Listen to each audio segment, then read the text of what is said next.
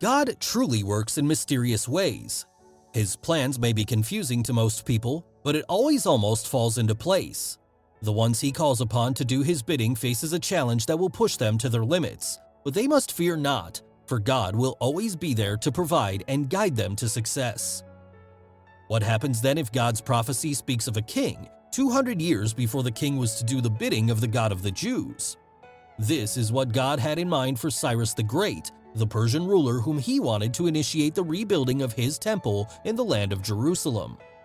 When dictator and ruthless ruler King Nebuchadnezzar conquered the land of Jerusalem with the Babylonian Empire in 586 BCE, it drove away hundreds and thousands of Jews from their homes.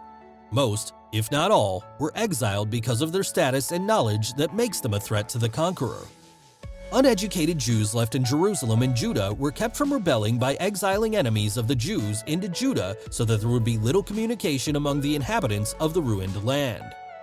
It was then in 539 BCE when the Jews exiled in Babylon received a decree from Cyrus the Great, which details how God has given him divine authority over all of them and that they should help him to rebuild the temple at Jerusalem for the Lord, the God of Israel, who is in Jerusalem. Ezra 1:2-4 NIV. It was reported that 42,360 Jews responded to Cyrus's decree, finally going back to their homes, and Cyrus, who had led them, sent 5,400 articles of silver and gold with them that Nebuchadnezzar plundered from the temple after conquering Jerusalem. As the ruthless ruling ended and Babylon had finally been conquered by Cyrus, they placed back the sacred temple dishes that once indicated that Israel's God was in subjection to the Babylonian god Marduk.